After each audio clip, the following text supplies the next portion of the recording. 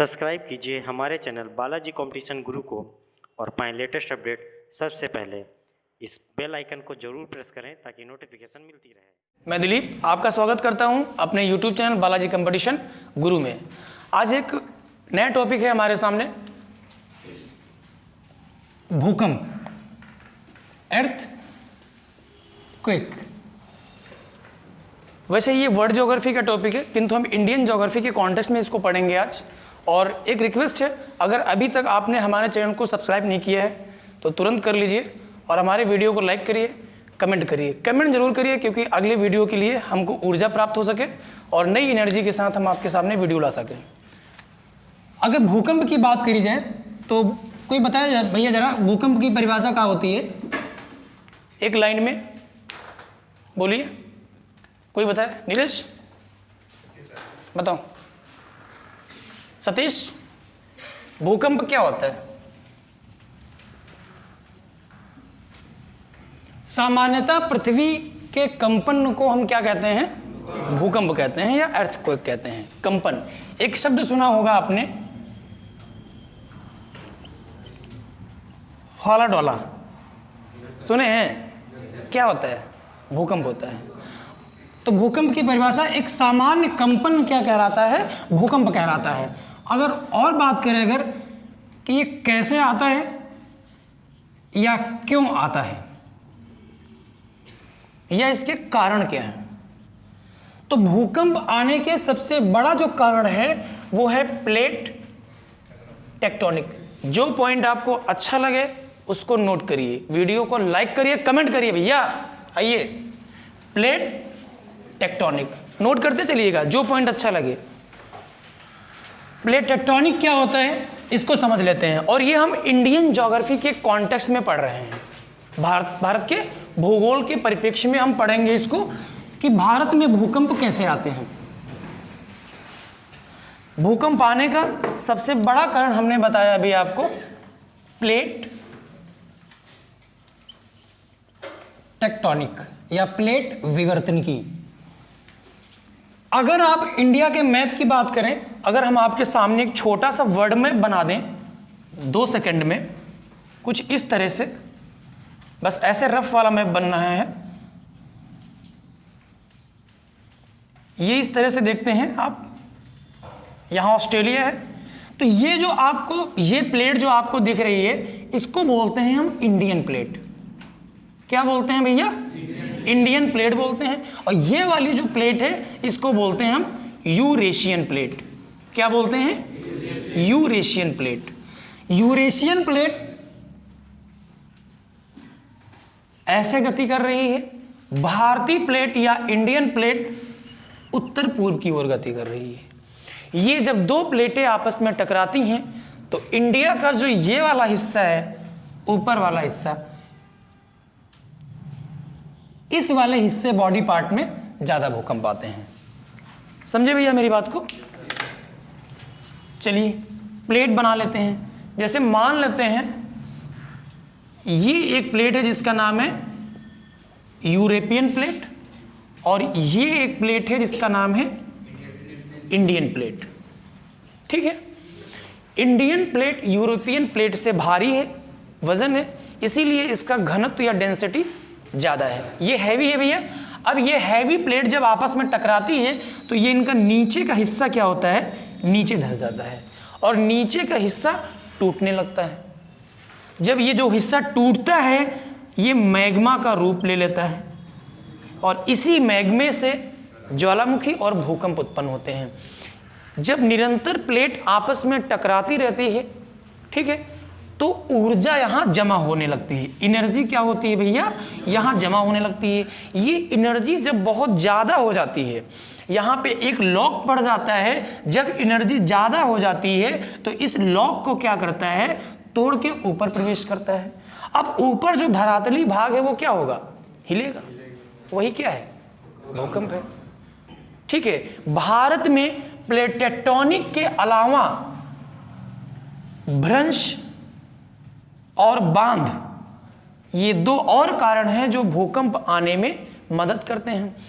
भारत का जो danger zone भूकंप का है वो अगर इंडिया मैप की हम बात करें तो ये जो आप गुजरात वाला हिस्सा देख रहे हैं, यहाँ एक मुल्ला बांध करके है, तो यहाँ पे ये डेंजर जोन भूकंप जोन 5 में आता है, जोन की चर्चा भी कर लेंगे हम। और ये जो आपका हिमालय वाला रीजन है और इधर जो उत्तर पूर्वी वाला भारत है, ये भूकंप जोन 5 में आता है। मतलब यहाँ पे बहुत तीव्र भूकंप आते हैं इंडिया में। ठीक है, तो ये समझ में आया आपको कि भूकंप का मेन कारण क्या है? Plate tectonic. जब दो प्लेटें आपस में टकराती हैं तब क्या आते हैं? भूकंप आते हैं। चलिए, अब अगर भूकंप का थोड़ा और हम देख लें, अच्छा अगर एक क्वेश्चन पूछ ले कि विश्व में भूकंप सबसे ज़्यादा किस देश में आते हैं या किस क्षेत्र में आते हैं, तो जो हमने आपको मैप बनाया था अभी, तो एक पेटी है प्रशांत महासागर में परिमेखला। इस परिमेखला में भूकंप और ज्वालामुखी दोनों ज़्यादा आते हैं, इसीलिए और प्रशांत परिमेखला पर जापान देश बहुत ही संवेदनशील स्थिति पे रहता है, मतलब उसके निकट स्थित है। इसीलिए आप जब पूछता है आपसे कि विश्व में सबसे ज़्यादा भूकंप किस देश में आते हैं? जापान। सबसे ज़्यादा ज्वालामुखी कहाँ फूटते हैं? इसी प्रशांत परिमेखला में। ठीक है, इसको डीप जब हम कभी पढ़ेंगे, जब हम वर्ल्ड ज्योग्राफी के कॉन्टेक्स्ट में जब हम भूकंप या वोल्केनो की बात करेंगे, फिर वहाँ पे डिस्कस करेंगे। 2 क्वेश्चन और पूछता है अर्थक्वेक से संबंधित, जिसमें से पूछ लेता है कि जहाँ से भूकंप का उद्गम या जहाँ से भूकंप की शुरुआत होती है या जहाँ से भूकंप उत्पन्न होता है उसे क्या कहते हैं? भूकंप केंद्र या भूकंप मूल कहते हैं। इसको इंग्लिश में फोकस बोलते हैं। डायग्राम पे समझाते हैं अभी। और दूसरा क्वेश्चन बनता है कि जहाँ पर भूकंप को महसूस किया जाता है उसे क्या कहते हैं? एपिसेंटर या अधिकेंद्र कहते हैं। इसको देख लेते हैं डायग्राम पे। जैसे मान लेते हैं कि 2015 में नेपाल की राजधानी काठमांडू में भूकंप का केंद्र रहा था। तो ये जो काठमांडू है, ये जगह है, काठमांडू में सबसे पहले भूकंप को महसूस किया गया। बात समझ रहे कि नहीं समझ रहे? तो लाइक करिए, फिर लाइक करिए भैया। काठमांडू इसका सेंटर रहा था और यहां से भूकंप स्टार्ट हुआ था। मतलब जब प्लेटें टकराई हैं तो मेन सेंटर क्या था? काठमांडू के नीचे था। अब इसको क्या कहेंगे हम? फोकस कहेंगे या भूकंप मूल कहेंगे या केंद्र कहेंगे। अब ये सबसे पहले सीधे अटैक कहाँ किया? काठमांडू में। तो इस वाली जगह को हम क्या कहेंगे?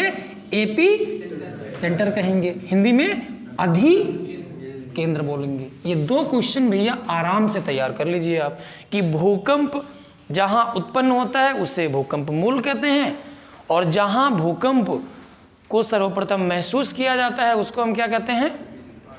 एपी सेंटर कहते हैं। चलिए, कुछ और क्वेश्चन भूकंप से ही संबंधित पूछता है। जैसे भूकंप का अध्ययन क्या कहलाता है? सिस्मोलॉजी कहलाता है। क्या कहलाता है? सिस्मोलॉजी। भूकंप का अध्ययन क्या कहलाता है भैया? सिस्मोलॉजी। अब एक क्वेश्चन और पूछता है, भूकंप का मापन किससे किया जाता है? सिस्मोग्राफ। तो भूकंप का मापन किससे किया जाता है? सिस्मोग्राफ से किया जाता है। बात समझ में आ रही है? ठीक है। अब अगर क्वेश्चन पूछ ले कि भैया जो भूकंप आता है तब ये किस रिएक्टर पैमाने पे मापा जाता है? किससे? रिएक्टर पैमाने का नाम पूछ रहे नीरज, बताओ सतीश, अखिलेश। हम तो नाम बोले दे रहे हैं, तब तो बता दो। रिएक्टर पैमाना ही होता है। एक और कोई पैमाना है, उसका नाम बताइए जरा। मतलब मैं नाम बोल दे रहा हूं फिर भी नहीं बोल पा रहे हैं आप लोग। बताइए, जो भूकंप मापने का जो पैमाना है, एक पैमाना तो आपका रिएक्टर हो गया, दूसरा पैमाना मार्केली। नोट करिए, भूकंप मापने के पैमाने रिएक्टर स्केल और मार्केली स्केल। रिएक्टर स्केल और मार्केली स्केल, 2 पैमाने इनके बहुत चर्चित हैं, रिएक्टर स्केल और मार्केली स्केल। अब हम बात करते हैं इंडिया के कॉन्टेक्स्ट में, भारत के संबंध में भूकंप। तो भारत को पहले 5 भूकंप जोनों में बांटा गया था। कितने भूकंप जोन में बांटा गया था भैया?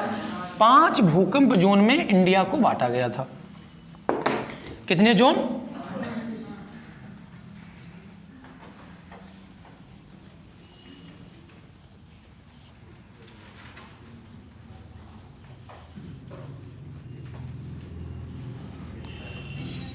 इंडिया है, ये जो आप हिमालय वाला हिस्सा देख रहे हैं, इधर जो नॉर्थ ईस्ट वाला हिस्सा जो आप देख रहे हैं, ये भूकंप जोन किस में आता है?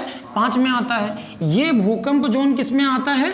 5 में आता है। और इधर गुजरात और थोड़ा महाराष्ट्र वाला जो हिस्सा है, ये भूकंप जोन किस में आता है? 5 में आता है। इधर ये वाला आपका पूरा हिस्सा, ये इतना हिस्सा जो आपका है पूरा, ये आता है भूकंप जोन 4 में, जिसमें उत्तरी उत्तर प्रदेश दिल्ली से सटा वाला भाग, बिहार के किनारे वाला भाग, इधर बिहार और इधर दिल्ली पंजाब, ठीक है, ये किस में आएगा? भूकंप जोन 4 में आएगा। और ये भैया आपका जो बचा है ये इतना पार्ट, ये भूकंप जोन 3 में आएगा, ठीक है। अब इधर का जो बचा भाग है ये भूकंप जोन 2 में आएगा। इसकी कहानी बता देते हैं आपको। पहले भारत में जो भूकंप जोन हुआ करते थे वो कितने हुआ करते थे? 5 हुआ करते थे। किंतु कुछ साल पहले ये 1 था, ये 2 थे।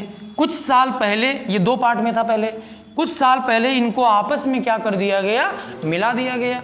जब इनको आपस में मिला दिया गया तो अब वर्तमान भारत में अगर आपसे पूछे कि कितने भूकंप जोन हैं भैया, तो 4 भूकंप जोन हैं। भूकंप जोन अगर नाम जानना चाहें तो जोन 5, जोन 4, जोन 3, जोन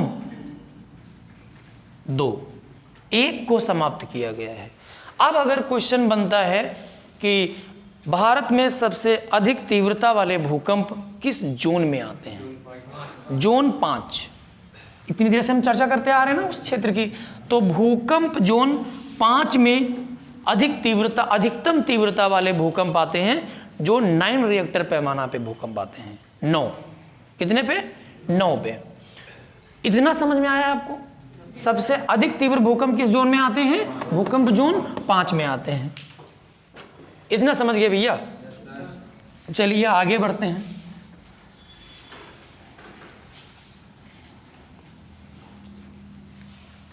अच्छा, अगर एक क्वेश्चन पूछता है, बताइए जरा आप लोग, जब भूकंप आता है तो सबसे पहले कौन महसूस करता है? जानवर। Very good. जब भूकंप आता है तो वायुमंडल में कौन सी गैस बढ़ जाती है? इसको नोट करिएगा, रेडॉन गैस। Very good. जब भूकंप आता है तो वायुमंडल में कौन सी गैस भैया बढ़ जाती है? रेडॉन गैस बढ़ जाती है। ये क्वेश्चन पूछा गया है कि भूकंप आने समय वायुमंडल में कौन सी गैस भैया बढ़ जाती है? रेडॉन गैस बढ़ जाती है। तो ये एक छोटा सा टॉपिक था हमारे सामने, जहां से प्रश्न पूछता रहता है भूकंप को लेकर। हमने स्केल जान लिया, उसका मापनी जान ली, इंडिया में कैसे आता है वो जान लिया। रेडॉन गैस नाम है, रेडॉन गैस है।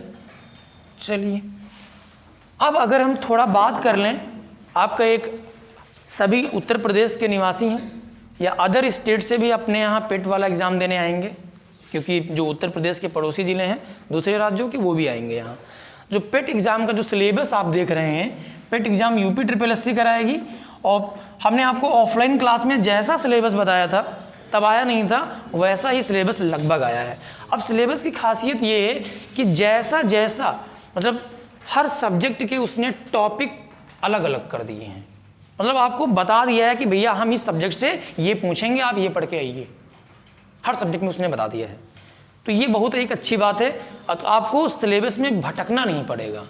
सिलेबस दिया है, बुक निकालिए, पढ़ लीजिए, ठीक है। तो अगर हम जीएस पढ़ाते हैं, इसीलिए ये जो लेक्चर है हमारा ये भी विविध टाइप का रहेगा, जिसमें हम बहुत सारी चीज़ें आपको बता दें, ठीक है। 50 नंबर की जीएस है। कितने नंबर की? 50 नंबर की। इस 50 नंबर में 30 क्वेश्चन ट्रेडिशनल जीएस है, परंपरागत जीएस है, जिसमें history, geography, polity, science economic पूछा जाएगा 5-5 10 नंबर का। इसके अलावा जो 10 क्वेश्चन हैं वो जीए के रहेंगे। इसके अलावा जो 10 क्वेश्चन हैं वो करंट अफेयर्स के रहेंगे। जीए और करंट अफेयर्स में अंतर आप समझ रहे हैं? करंट अफेयर्स करंट इश्यूज रहेंगे, जीए जनरल अवेयरनेस ये जीएस से संबंधित करंट अफेयर्स होगी। जैसे संसद, अभी हाल ही में संसद के 100 साल पूरे हुए।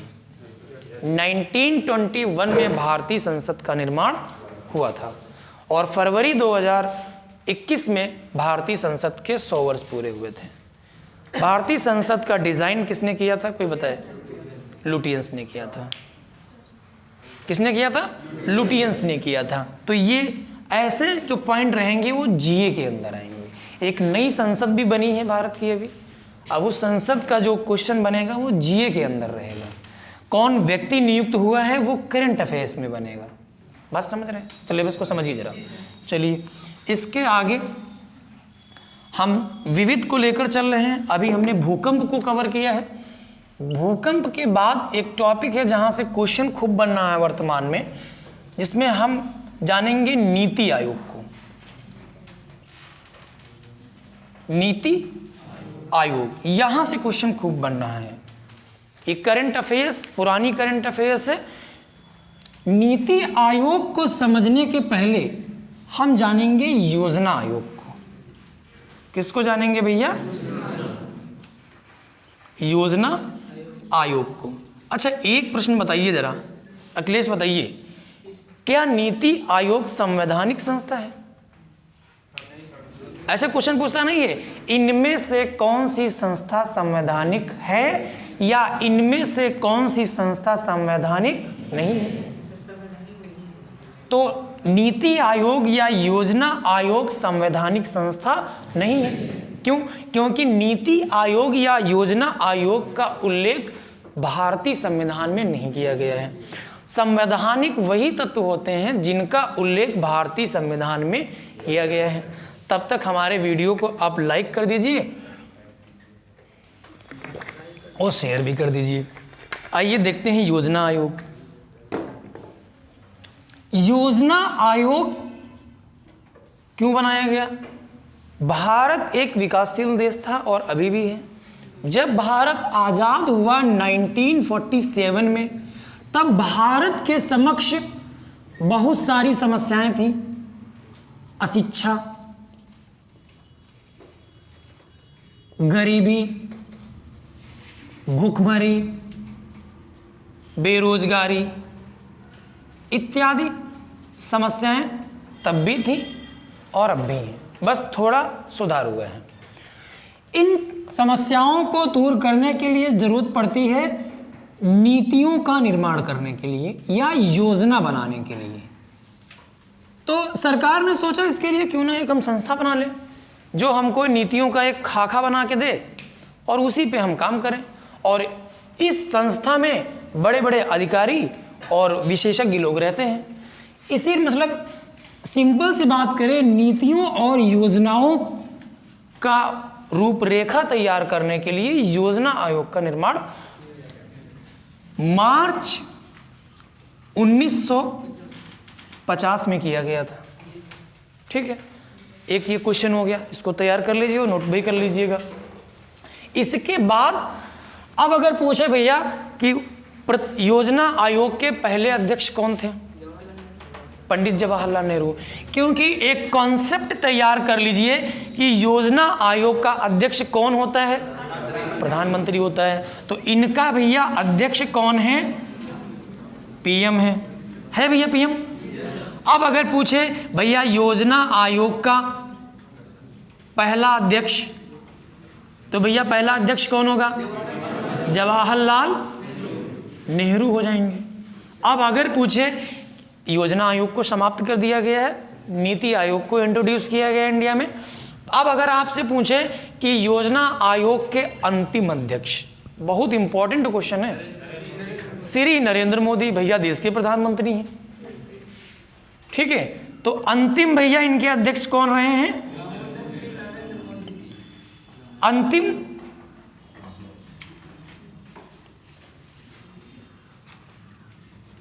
श्री नरेंद्र मोदी। अब बात आती है, एक क्वेश्चन और पूछता है, देखते हैं आप लोग बताते हैं, और वो देश के प्रधानमंत्री भी रह चुके हैं बाद में। योजना आयोग का उपाध्यक्ष, पहला उपाध्यक्ष गुलजारी लाल नंदा। Very good. तो पहला उपाध्यक्ष कौन है भैया इनका? आप लोग लिख रहे हैं कि नहीं लिख रहे हैं? लिख रहे हैं ना, तब ठीक है। तो पहला उपाध्यक्ष इनके कौन थे भैया? गुलजारी लाल नंदा। ये बाद में भारत के प्रधानमंत्री भी रहे हैं। ठीक है, ये काम करता रहा। 2014 में भारत में एनडीए की सरकार आई। ठीक है, और भारत के नए प्रधानमंत्री श्री नरेंद्र मोदी जी बने। और उन्होंने योजना आयोग को समाप्त करके उस संस्था का नाम बदल दिया नीति आयोग। क्या कर दिया? नीति आयोग कर दिया गया। अब पूछेगा कि भैया नीति आयोग की स्थापना कब हुई? तो नीति आयोग की जो स्थापना हुई है, स्टेबलाइज जो हुआ है, वो 1 जनवरी 2015। अगर अब पूछे योजना आयोग को कब समाप्त किया गया है? 1 जनवरी 2015 को योजना आयोग को समाप्त करके ही नीति आयोग को लाया गया है। फिर वही कंसेप्ट आता है कि भैया इनके पहले अध्यक्ष कौन है? तो पहले अध्यक्ष जो पीएम होगा वो हो जाएगा। तो पहले अध्यक्ष कौन है? मोदी जी हैं। अब अगर पूछे भैया इनके पहले उपाध्यक्ष कौन है? Very good Akhilesh, Arvind Panagariya. ई भैया का बने? नीति आयोग के पहले उपाध्यक्ष बने। एक प्रश्न और आता है कि नीति आयोग के वर्तमान सीईओ या पहले सीईओ जो बने थे वही अभी भी हैं, अमिताभ कांत।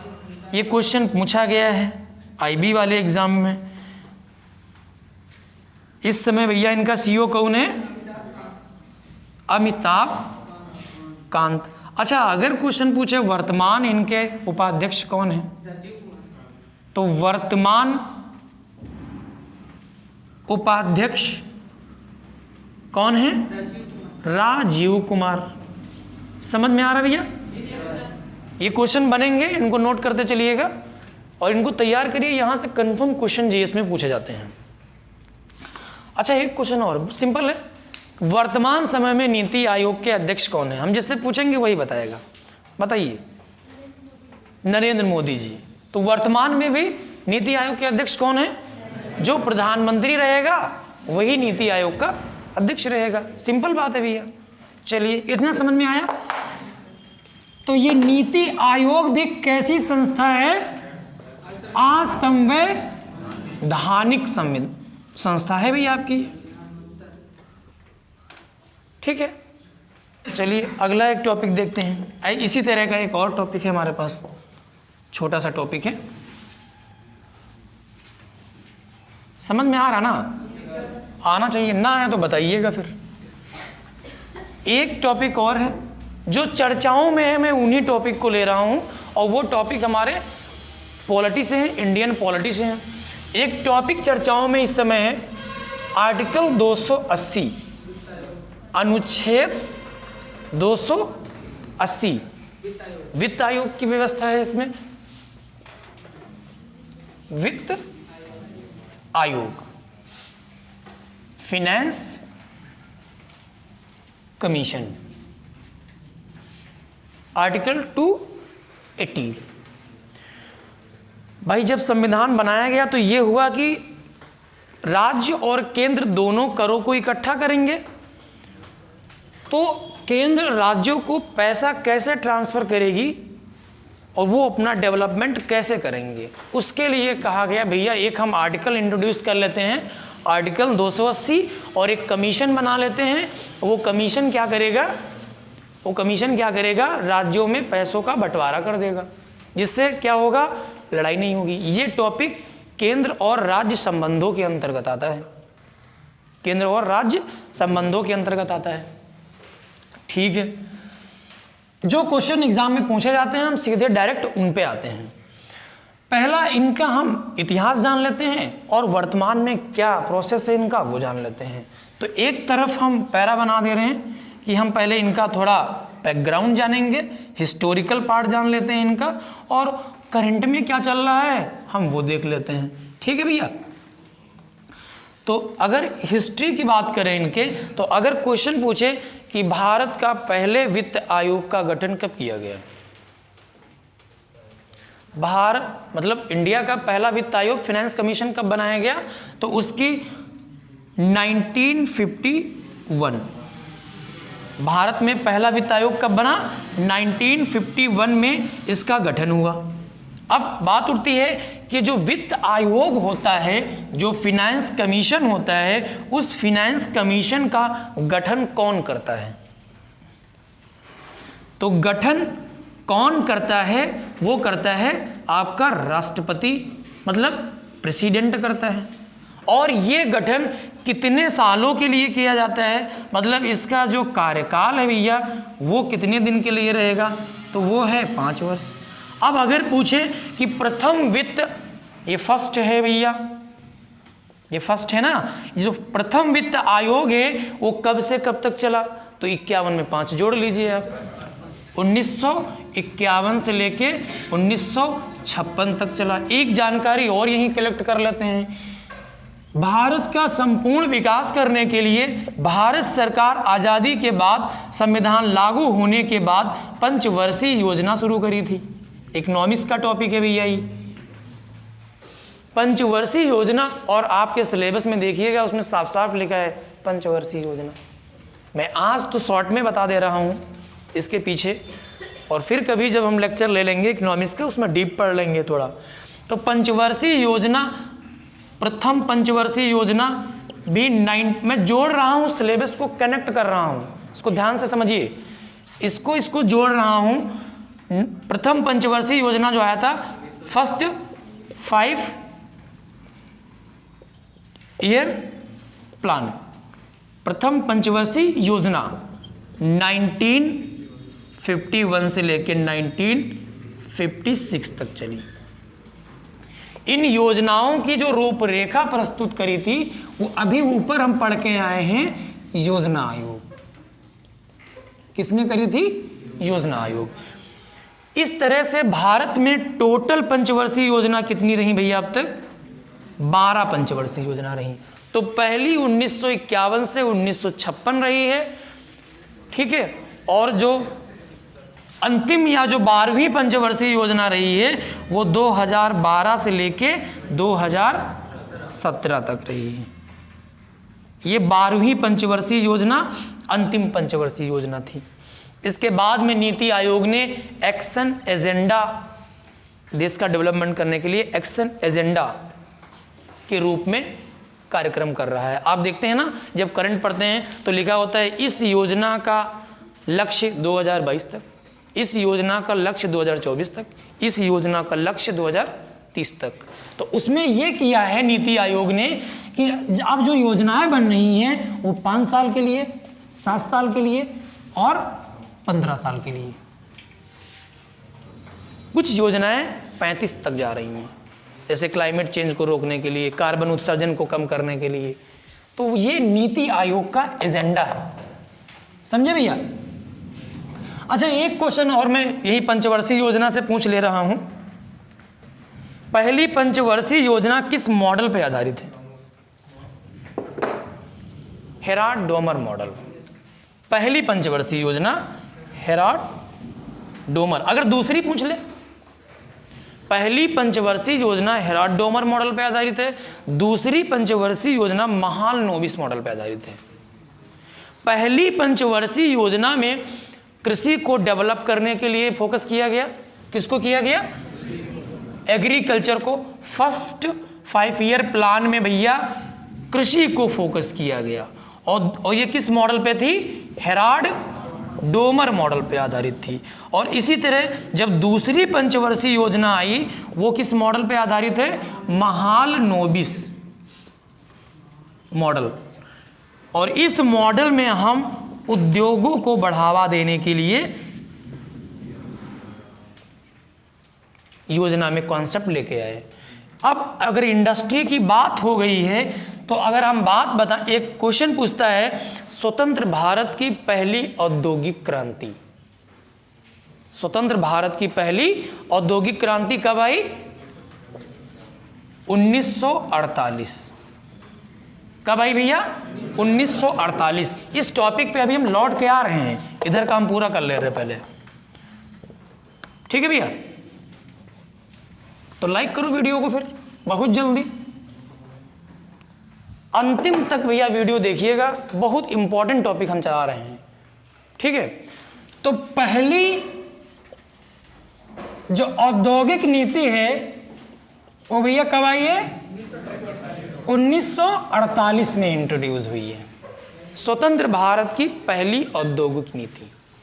इंडस्ट्री पे हम कभी अलग से बात कर लेंगे, समय लगता है क्योंकि जीएस का सिलेबस जो होता है वो महासागर होता है, समुद्र नहीं होता है, महासागर होता है, प्रशांत महासागर समझो, जीएस के सिलेबस को प्रशांत महासागर बहुत बड़ा है, तो ये धीरे धीरे भैया कवर होगा। अब अगर पूछे दूसरी औद्योगिक नीति, तो ये भैया आई है आपकी दूसरी औद्योगिक नीति जो आई है इन 1956, दूसरी पंचवर्षीय योजना। और अभी हम क्या बताए हैं, दूसरी पंचवर्षीय योजना में किस पे फोकस किया गया है? उद्योगों पर, एक दूसरे से कनेक्टेड है। और आप जब पढ़ेंगे थोड़ा और पीछे का इकोनॉमिक्स, तो उसमें कुछ शहरों के नाम सुनते हैं वर्तमान में इंडिया में आप, बोकारो सुनते हैं, जमशेदपुर, भिलाई, राउरकेला, दुर्गापुर, ये ऐसे शहर हैं जो इंडस्ट्री के लिए इंडिया में बहुत फेमस हैं। इन शहरों में जो इंडस्ट्री लगाई गई हैं वो दूसरी पंचवर्षीय योजना के दौरान और दूसरी औद्योगिक नीति के अंतर्गत ही लगाई गई हैं इंडिया में। ये कंसेप्ट क्लियर हुआ। अब अगर एक क्वेश्चन और मैं इंडस्ट्री पे कवर कर लूं कि नई औद्योगिक नीति कब आई? भैया नाम क्या है? नई है, 30 साल पुरानी, नाम नई औद्योगिक नीति है और बड़ा कंफ्यूज करेगा। ऑप्शन दे दे भैया, अब 30 साल बता दिए हैं तो कैसे कर लेंगे, ठीक है? 1989, 1991, 2020 और 2021। अगर आपका जरा भी जीएस से टच नहीं है तो आप तुरंत का ठोंक दोगे।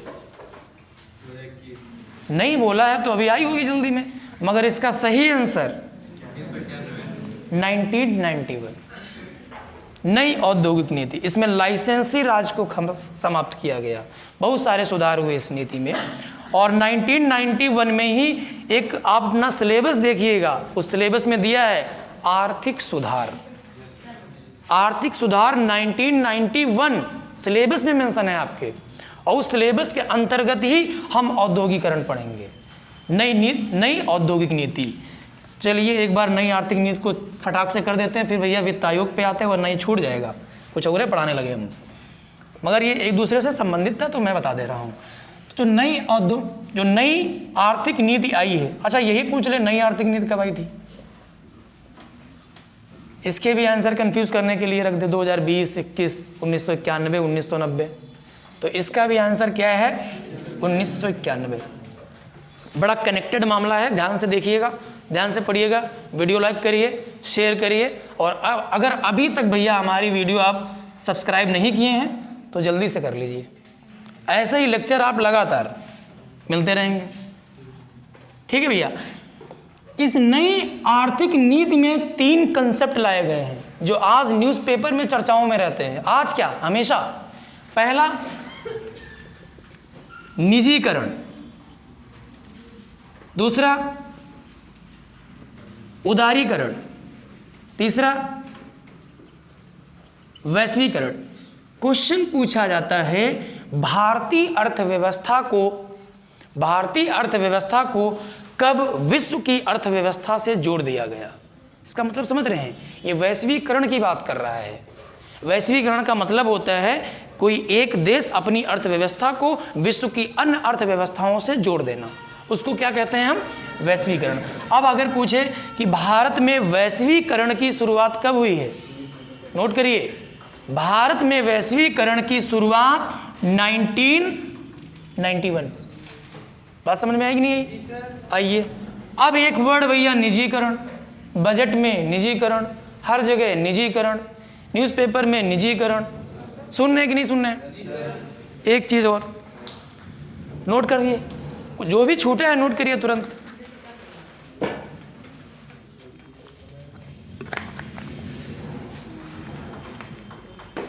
यदि हम आपसे पूछें कि निजीकरण अच्छा है या बुरा है, अगर निजीकरण अच्छा है तो 1991 की सरकारें क्यों लेके आई थी?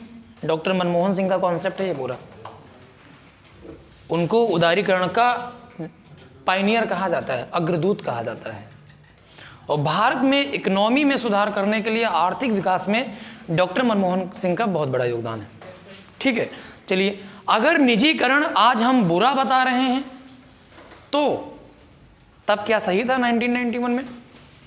और अगर आज अच्छा है तो क्यों अच्छा है? कोई बताए जरा। अगर आज हम बुरा आलोचना कर रहे हैं ना, सभी आलोचना कर रहे हैं, तो पहले क्यों अच्छा था, आज क्यों अच्छा है? एक वर्ड में समझाते हैं, एक लाइन में। निजीकरण तब अच्छा है जब देश की या सार्वजनिक सेक्टर की कोई भी कंपनी, कोई भी उपक्रम बहुत दिनों से लगातार घाटे में चल रहा हो, तब तो उस कंपनी को बेचना देश के हित में है। और यदि कोई कंपनी घाटे में नहीं है, कुछ मतलब 1-2 साल से ही उस पर घाटे में है, उसका मैनेजमेंट नहीं सही है, तब निजीकरण बुरा है। बात समझ में आ रही है? और एक वर्ड इकोनॉमिक्स में पढ़ेंगे आप, विनिवेशीकरण। तो सरकार, देश का जो कॉन्स्टिट्यूशन है वो मिश्रितवादी अर्थव्यवस्था, आपके सिलेबस में देखिएगा, मिश्रितवादी अर्थव्यवस्था। मैं इसीलिए इनको पढ़ा रहा हूँ। सिलेबस में देखिएगा, वैश्वीकरण, निजीकरण और उदारीकरण, ये शब्द दिए हैं, ये शब्द दिए हैं। समाजवादी, मिश्रितवादी, पूंजीवादी, ये शब्द दिए हैं। इन शब्दों का अर्थ समझिए, उनसे रिलेटेड क्वेश्चन आएंगे एग्जाम में। ठीक है, तो ये सिलेबस में कवर कर रहा हूं एक हिसाब से इकोनॉमी का आपका, और ये सभी परीक्षाओं के लिए इंपॉर्टेंट है। ऐसा नहीं कि सिर्फ पेट की मैं बात कर रहा हूं, क्योंकि इकोनॉमिक्स, अर्थव्यवस्था सभी एग्जाम में आता है, चाहे सुपर टेट ले लो, चाहे एसएससी ले लो। एसएससी में तो और इकोनॉमिक्स पूछता है ज़्यादा, रेलवे में पूछता है, सिविल में तो ये जानते हैं आप लोग। ठीक है, बस सिविल में पूछने का तरीका थोड़ा अलग होता है, मैं वनडे एग्जाम के हिसाब से पढ़ा रहा हूँ आपको। तो निजीकरण भैया का है, अच्छा है, किंतु तब जब कंपनी घाटे में ज़्यादा दिन से चल रही है। ऐसे रेलवे का जैसे निजीकरण है, या बड़ी बड़ी बैंकें, BSNL और LIC, इनका अगर निजीकरण कर दिया जाएगा, क्योंकि ये कंपनियां घाटे में नहीं है भाई साहब। ठीक है, इसीलिए वर्तमान में निजीकरण का क्या हो रहा है, विरोध हो रहा है। इस बात को समझिए, जो कंपनियां घाटे में उनको बेचा जाए।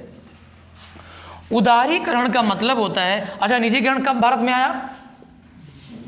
क्योंकि ये तीनों पॉइंट किसके अंतर्गत हैं? आर्थिक नीति। और आर्थिक नीति कब आई है? तो ये तीनों चीजें कब आएंगी? 1991। सिंपल सी बात है।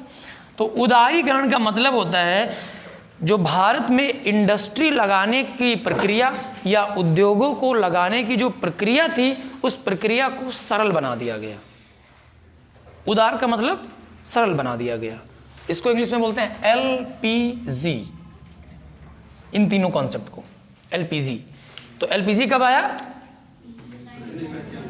1991। निजीकरण, उदारीकरण, वैश्वीकरण कब आया? 1991। इतना हो गया, ठीक है। अब इधर आते हैं, वरना पीछे का छूट जाएगा भैया। नोट कर लिए ना, क्वेश्चन के लिए तैयार रहिएगा यहां से। तो ये भैया हम कहां पहुंचे थे? इधर आइए। पहला 1951, 1956 पहला वित्त आयोग। गठन कौन करता है? प्रेसिडेंट। अगर पूछे राष्ट्रपति वित्त आयोग का गठन किस अनुच्छेद के द्वारा करता है? 280। सिंपल सी बात है। और कार्यकाल कितना? 5 वर्ष। ये तो हो गया इनका थोड़ा सा कॉन्स्टिट्यूशनल बैकग्राउंड। अब अगर बात करी जाए कि प्रथम वित्त आयोग की, प्रथम वित्त आयोग के अध्यक्ष कौन थे? केसी नियोगी। समझे भैया? ये पहले अध्यक्ष हैं अपने फाइनेंस कमीशन के। आइए अब बात करते हैं हम करंट की। इसीलिए हमने टॉपिक ही लिया है कि हम इसका इतिहास भी समझे, बैकग्राउंड भी समझे, कॉन्स्टिट्यूशनल भी समझे और करंट भी समझे। अब इसके करंट पे आते हैं। अगर आपसे पूछे कि अब तक भारत में कुल कितने वित्त आयोगों का गठन हो चुका है, कुल कितने वित्त आयोगों का गठन हो चुका है, कोई बताए? 15। अब तक टोटल वित्त आयोग कितने बन चुके हैं? 15। अब अगर पूछे कि भैया वर्तमान में कौन सा वित्त आयोग लागू है? 15वां वित्त आयोग लागू है। इसी को हमको पढ़ना है। 15वां वित्त आयोग चल रहा है। इस वित्त आयोग का गठन कौन करता है? अभी बता के आए भैया, राष्ट्रपति करता है। तो इस वित्त आयोग का गठन करते हैं राष्ट्रपति, और ये गठन हुआ था नवंबर 2017 में, नवंबर 2017 में। और ये वित्त आयोग जो लागू होगा भैया वो 2021 से लेकर 2026 तक, मतलब 15वें वित्त आयोग का कार्यकाल 5 वर्ष है, और ये 5 वर्ष का है 2021 से 26 तक। एक चीज और, अगर यहीं पे हम 14वें वित्त आयोग के बारे में जाने तो 14वां वित्त आयोग 2013 से 2020 तक चला। 5 साल बढ़ाइए, सॉरी 2015 से 2020। किसी भी वित्त आयोग का गठन 2 वर्ष पहले कर लिया जाता है। अब आप कहेंगे सर जी ये तो 2021 से 25 है और ये 20 है, बीच में 1 साल का गैप हो गया। तो भैया कोविड-19 का असर सबको पता है। 1 साल के लिए वित्त आयोग ने अपनी रिपोर्ट दे दी थी कि भैया अभी हम पहुंच ही नहीं पा रहे हैं ऑफिस, तो इसलिए हम ऑनलाइन 1 साल के लिए क्या कर दे रहे हैं, रिकमेंडेशन दे रहे हैं, आप 1 साल के लिए ऐसे काम चलाइए। तो देखिए कोविड-19 का कितना असर है, वित्त आयोग पे असर पड़ गया। बताओ तो देश की जनता का क्या कहा जाए। अगर पूछे 14वें वित्त आयोग के अध्यक्ष कौन थे, तो इनके अध्यक्ष YV रेड्डी। देखो भैया अगर ये 14th का पूछेगा तो ये रहेगी GS या जनरल अवेयरनेस, ठीक। अगर पूछे 15वें वित्त आयोग का अध्यक्ष, इनके अध्यक्ष कौन है, तो इनके अध्यक्ष हैं भैया NK सिंह।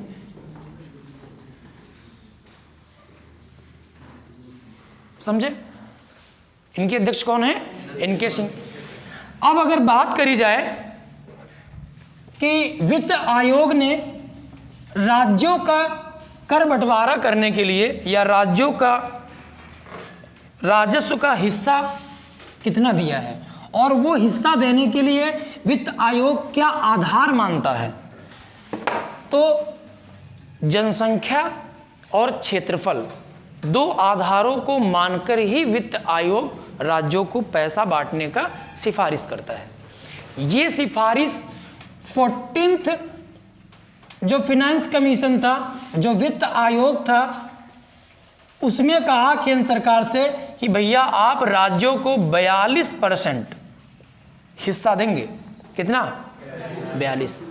किंतु 15वें वित्त आयोग ने 42% में 1% की कटौती कर दी। मतलब कहा है कि भैया आप राज्यों को जो हिस्सा दोगे वो कितना दोगे, 41%। ऐसा काहे हुआ, प्रश्न तो मुद्दे की बात है। 5 साल में कितनी महंगाई बढ़ गई यार, ऐसा काहे किया, राज्य कैसे डेवलपमेंट करेगा अपना, रीजन बताओ। नहीं, हर जगह कोविड-19 भी नहीं आएगा, इसको समझते हैं। यहाँ पे मुद्दे की बात यह है कि जब 14वां वित्त आयोग बना था तब भारत में 29 राज्य थे। राज्य अपना डेवलपमेंट करने के लिए केंद्र से राजस्व लेते हैं वित्त आयोग की सिफारिश के अनुसार। 29 राज्य थे। 2019 में धारा 370 को क्या कर दिया गया? एक क्वेश्चन देखो मिला, धारा 370 में क्या है?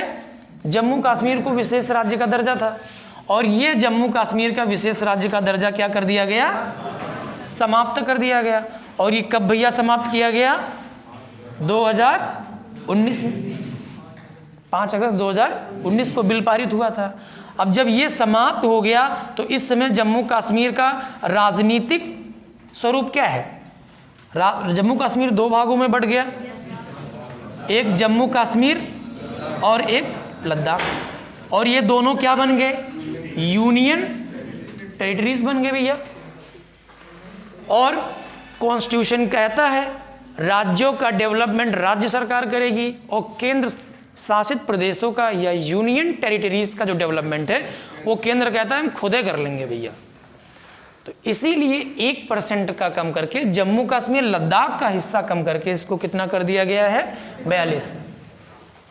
किंतु जब विश्लेषण कराएगा कभी किसी एग्जाम में, अच्छे एग्जाम में जब लिखवाता है तो ये 41 कम है, क्योंकि 5 साल में बहुत कुछ बदला है। सिर्फ जम्मू कश्मीर ही तो गया है, 42 तक तो होना ही चाहिए था। 1% भाई महंगाई को देखते हुए, मांगों को देखते हुए, जनसंख्या वृद्धि को देखते हुए हमको इसको 42 तक रखना चाहिए था। फिलहाल ये संवैधानिक संस्था है और उस संस्था की सिफारिशों को हमको मानना पड़ेगा, ठीक है।